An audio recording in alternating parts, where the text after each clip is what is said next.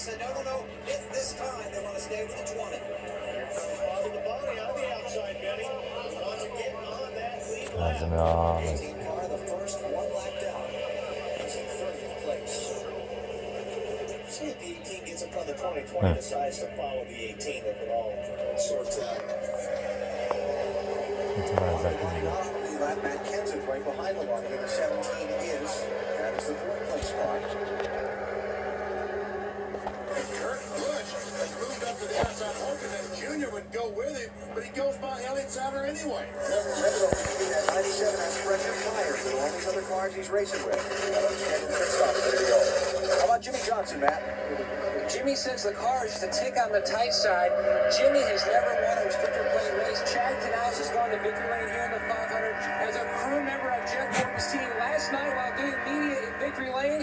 When it was all said and done, Chad walked up on the winner's podium, stood there, and then wrote CK. He won the marquee spot. Reserve it for later today. They feel like they've got a great car that can go to victory lane. Now it's just up to Jimmy. You see Matt Kenseth up in the front there, and you would never realize that they had some damage early on. They have tailpipe damage, which Robbie Rice of the crew chief believes is hurting the horsepower. They also have some body damage, hurting the aerodynamics, but Matt keeping the car afloat. Bill, And an outstanding run so far for Greg Biffle. Won the pole here a week ago today. Had to start at the rear of the field because an engine change. This morning he said he was confident, but somewhat concerned with that new engine. But he's had a good run and done a good job getting it to the front. Burns. And Weber, we're keeping our eye on these sets of tires that come off the cars. Kevin Harvick stayed out as long as anyone on that first run and pitted as the leader. I checked out all his tires, checked with the crew. Everything looks very good. Even that right front, the most sensitive of the tires. Matt? Dave, the Gordon-Vickers combination made it up to 5th and 6th. Then Jeff said, my car is just a little more on the free side. Please ask Brian to give me a little bit of slack back there. He gave a little too much, lost position. He's dropped back to 9. Jeff Gordon's been coming up through that pack. You know, I'm thinking, watching him, he and Kevin Harvick. We're seeing a different kind of Daytona 500 than we have the last few years, and it's because of these new tires that NASCAR asked Goodyear to develop. If you're not familiar with the story, the tires in past years have been so durable and so good that you didn't need tires. You could basically run a set all day long and they wouldn't lose any speed.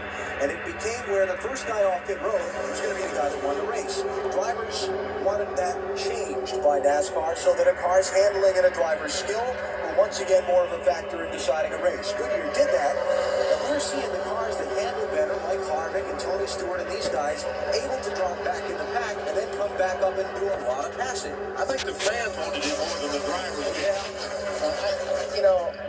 I mean, you're probably right, but these guys, the teams that can adapt to change is the best. They're still going to be the best teams. They're going to have the cars that are going to be the fastest.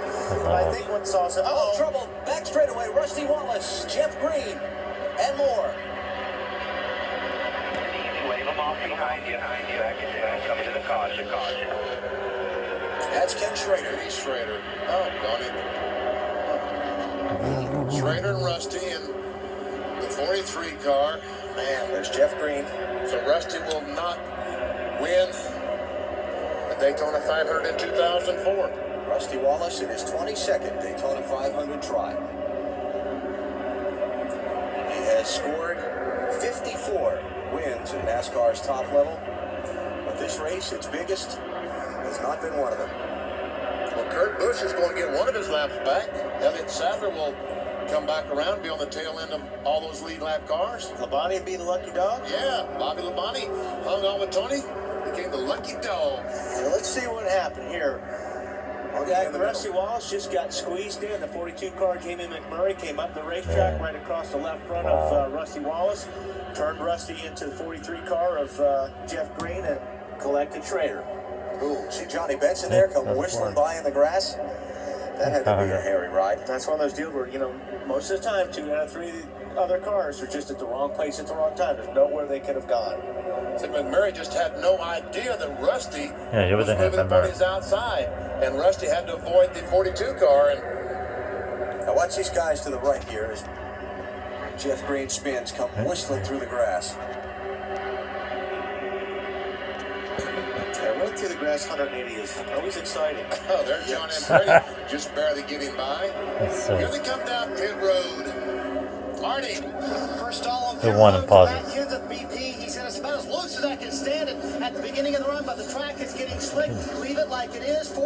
No changes, Dave. Tony Stewart said, I'm loose at times, I'm tight at times, I'm having fun driving this thing. Don't change anything except change the tires and fill it full of fuel. Bill? Just minimal damage on the 8 car from that contact with the 97. A little tight, hop around out. Wait down the left rear. Junior's on his way to you, Matt. Jimmy Johnson's car was tagged. He's not going to be the 20 off or the 8. They went 1 round in the left rear, 1 round out the right rear. Good stop by the 48 guys. And a great stop by Matt Kenseth's team. Looks like they're going to pick him up 2 spots on pit road and get him out second. So what else is new? Kenseth crew picking up spots on pit road? Tony Stewart. There's Matt Kenseth. And now watch this for third. Gotta give it to Little E. Barely. So Junior off third, Jeff Gordon off fourth. Junior and Jeff Gordon there, 8 and 24. And you mentioned that on that last caution, Sterling Marlin gave up 5th position. He came off pit road 5th, then went back in again for another pit stop. And it's dropped him back to 18th position. Try and get a follow-up report on what happened in the drive of the 40. Looks like today that high line is struggling. It's just not working at all. And Gordon finally squeezes down, gets to the inside, and leaves Tony, his teammate, Jimmy Johnson, the 48 hung on the outside. Matt, what about the 24? Jeff Gordon's car was a little loose before that caution. Just could not run that high side. It was slowing him up. That's exactly what happened during this run. The car's still a little free. He needed to get to the bottom. That's where his car works the best. Unfortunately, he hung out his teammate, Jimmy Johnson, doing it. He sure did, Matt.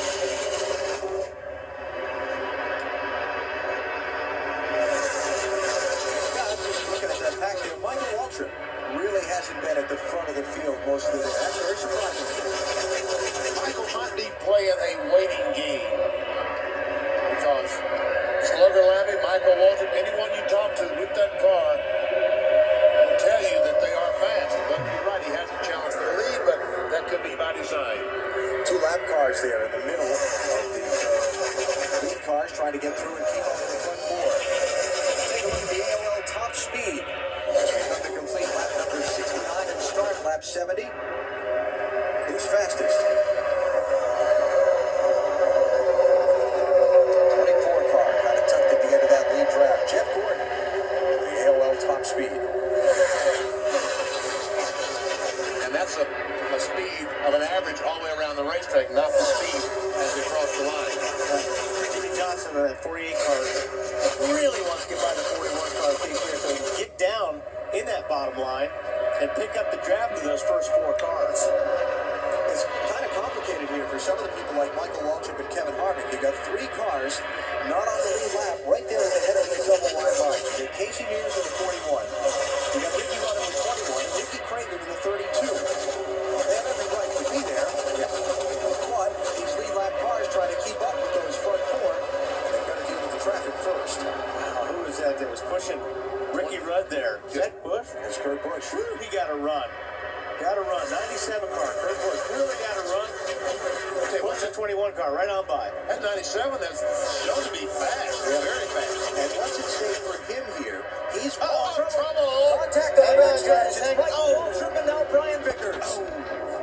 Robbie Gordon, 31. The time. Waltrip's on. 1, 2, 3 times for Michael Waltrip. Well, there's the Now, big this one is a right big there. Took a lot. There's a lot of good cars right there. Is that Sterling Marlin in there? 40 cars in it. That's Michael Waltrip's car, upside down. Not good. Damn. Terry Smith. See movement there at the left side of the car. As we look at it.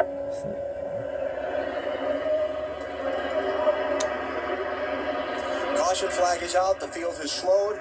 And the safety and rescue workers already there attending to Michael Waltrip's car and the others involved in this big crash down the back straightaway. And this is why NASCAR slow these cars down on the caution flag to let the rescue workers get there to attend to these drivers as quickly as possible. They're so much faster right now than they used to. Oh man, it's unbelievable. There's Brian Vickers out of his car. There's him. Jamie McMurray in the accident. Driver with the star in his uniform. Back left of the screen. He's out of his car.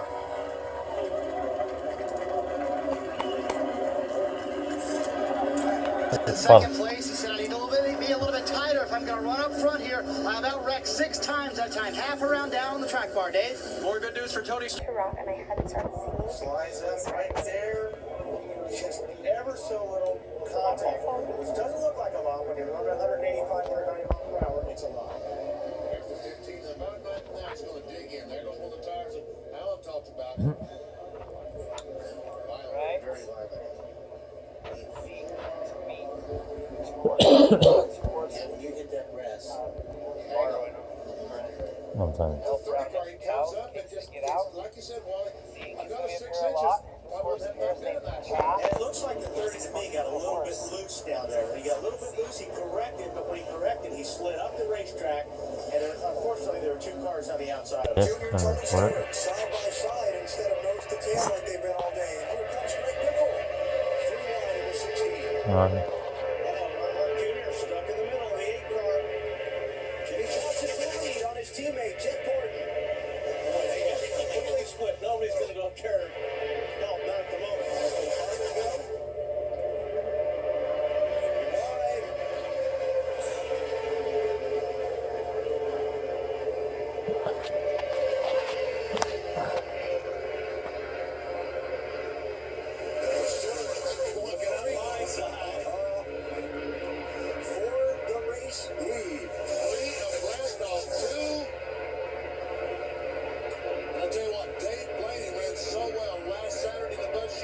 It continues today. Terrific run for that white 23 car. Right there. And that's a team build that is, That's squeezing it down there in front of the 8 car Junior. whoa. Okay, I'll let you finish the thought. Yeah, I was holding my breath there, but Alan, just 2 minor air pressure adjustments on that car all day. Felipe Lopez called the shots for Bill Davis Racing. It's been a great day for Dave Blaney. And Benny, like you were talking about, he wants a little better finish today. They did not get it last Saturday night. And you know, this is a team that is making their last race. That's where I was going, BB. This team is not scheduled to show up at the racing market here in North Carolina next Sunday. The sponsorship that's on the side of their car here is for this speed weeks only. They don't have backing for the rest of the season. Not planning on going next week. I talked with crew chief Felipe Lopez this morning. Gordon side by side, and each one of these guys behind Jimmy Johnson and get in single file. How about this 16 car? Greg Biffle told you when we talked to him via the radio on the pace laps, he thought he had a good enough car to get from the back to the front. That's what he told Bill and I this morning. See Jimmy Johnson trying to give the 20 car Jeff Gordon some help.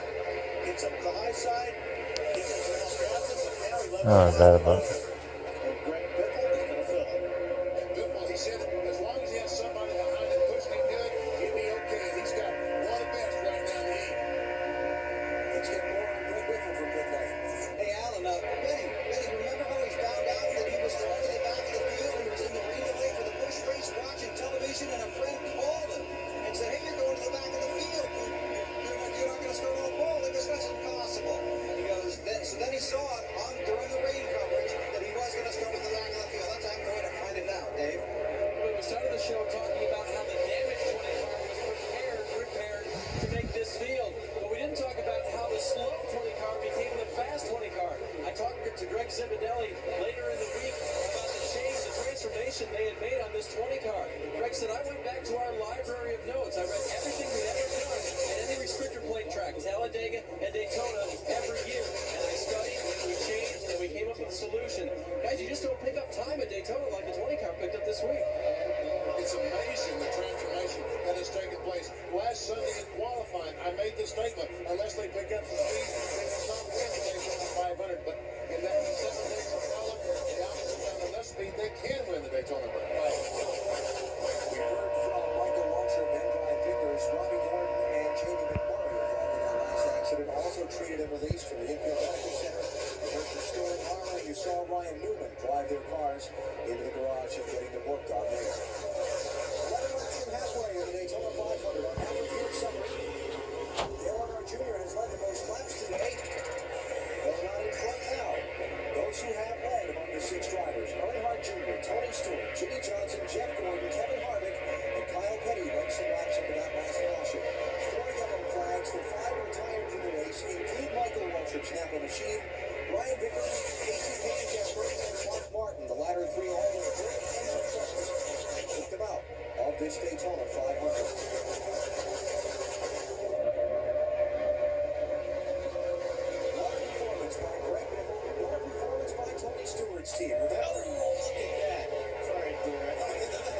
Well, that 48 car got a run and obviously get hung out. I don't know. Ooh, little loose there with Bickle down to the bottom. The car got a little sideways on him. That's going to cost him a little bit.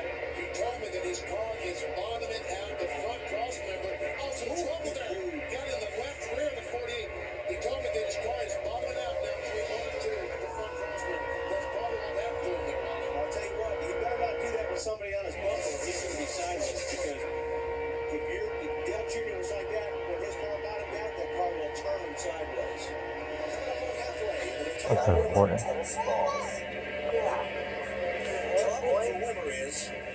He's out there all by himself. There he goes, and here come these two cars with the lap car, all tucked up in the draft. Guys are about a half a second to 3/4 of a second a lap faster than Scott Wimmer, who's sitting out there by himself. So it's really a sitting duck. When you started the crew chief on this 22, that's exactly that shot we saw.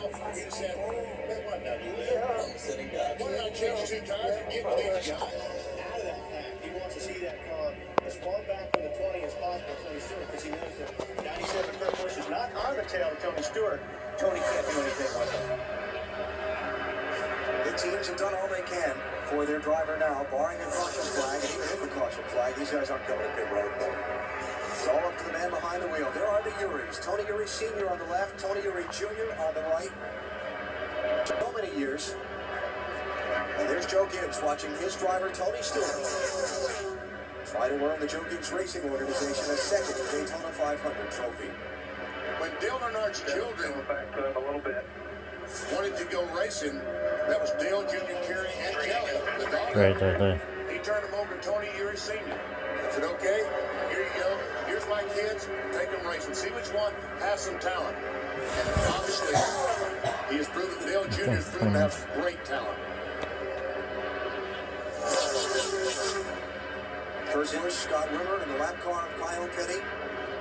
And that's not saying that Kerry doesn't have talent as well. Junior has certainly demonstrated himself to be a top-notch driver. Yes, he has. And he's trying to win NASCAR racing's biggest prize, the Daytona 500. He'll be 5 miles away when he comes to the start-finish line this time. Afternoon sun beginning to cast long shadows over the Daytona International Speedway. And now just 2 laps remaining in this race. Stewart just can't get to him. No, you can't get. Kurt Busch dropped back about 3 or 4 car lengths there. No help to the 20 car of Tony Stewart. But remember, we think back to what happened to Bill Elliott at Homestead. Well, Earnhardt Sr. here. And his father in 1990 on the last lap, about right there. Got a tire? You're perfect. Not a problem at all. We didn't stop at your frame all the way. He lost the race. He asked me about fuel. And Tony Uri said, you're perfect. We've been stopping early because Tony Stewart had a problem with fuel. Fans come to their feet as Dale Earnhardt Jr. and Tony Stewart take the lead flag. We're in the final lap of the Daytona 500. Jr. took the lead from Tony Stewart with 19 laps to go after he trailed Stewart's orange Chevrolet for much of the central part of the race. Now he's going to hang on for 3/4 of a lap to earn a victory in the sport's biggest event. Stewart not close enough to make a move yet. No, he's not making a move. It's all going to come down to whether Earnhardt has a bobble or a problem in this final third of the lap.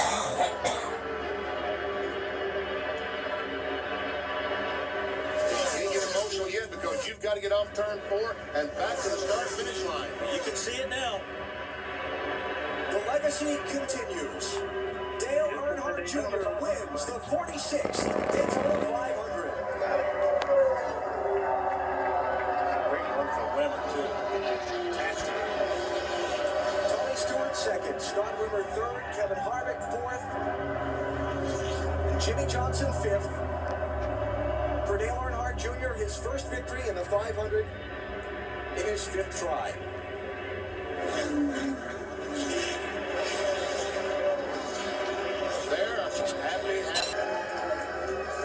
He might get that thing stuck in the grass. It's wet from all the rain we had here last night. I think there's enough people down there to push it. In the same victory lane, who's party gonna last? Man, I don't know. You got a race tomorrow, you know. Yeah, that's going to be hard to do that, huh? Get Daytona 500 champion. I can't believe it. Forever, Dale, forever. Yeah, I'm just amazed, man. It's just awesome that I couldn't believe I passed him by myself. Tell me about What's going on here? Tell me about it, because you were thinking about it for a while. Oh, I was trying for a damn while, but I Didn't didn't have know. them. It's going on forever. It's like a magic trick. I tried to figure out how to pass him, and I got a run on him, and made it happen somehow. I don't know. You don't know what you're doing at that point. You're just trying your heart out, and I had a great car. Awesome car built by Tony Sr. and all the guys. I want to say to my sister, my mama back home, all my friends. Good God. I can't believe it. This is the greatest ever. We talked during testing. You said you thought it's harder to win the Daytona 500 than to win the Nextel Cup champion. Yeah, I ain't got to worry about that no more. Sure don't. Man, I tell you, it's a hard race to win. You know, it's a season in itself. That entire race is just, there's so many things going on, so much running through your mind. You know, I've seen it. Been lost so many times by Dad over and over, and I was taught so many lessons by this place where I'm the wheel. Oh, shenanigans. Sorry. No, man, I ain't got to worry about it no more. Man, this is awesome. You're only the third father-son combination to win the Daytona 500. Dale, your father won it 6 years ago today. Yeah, I mean, he was over in the passenger side riding with me. I'm sure he was having a blast. Believe it or not, I'm real surprised. The Goodyear tire did good all day. I didn't expect our car to handle them so well, but the car drove awesome all day. It's real loose there at the end, but you know, it had to be that way to be able to run good on old tires. And Tony had a great car. We kind of been such good friends, you know, and we helped each other all day. And by the way, thinking of my other teammate, Michael Watcher, I'm glad he's all right. That was a scary looking accident, but I got a full week ahead of me. It's going to be exciting. Yeah, you're going to be a little busy for the next few days. Hey, you're leading the championship standings, too. For the first time in my life. This is awesome. Congratulations, Dale. Thank Dale Earnhardt Jr. is the Daytona 500 champion of 2004.